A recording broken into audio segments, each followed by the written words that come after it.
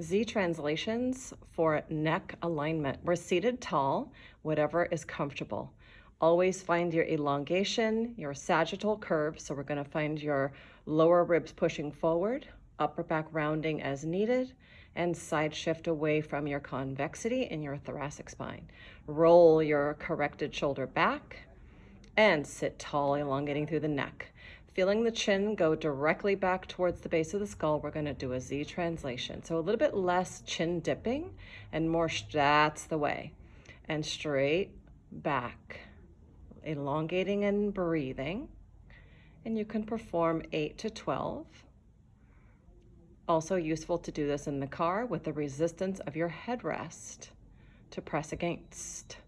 Or you can use your hands or against the wall with a small ball and relax.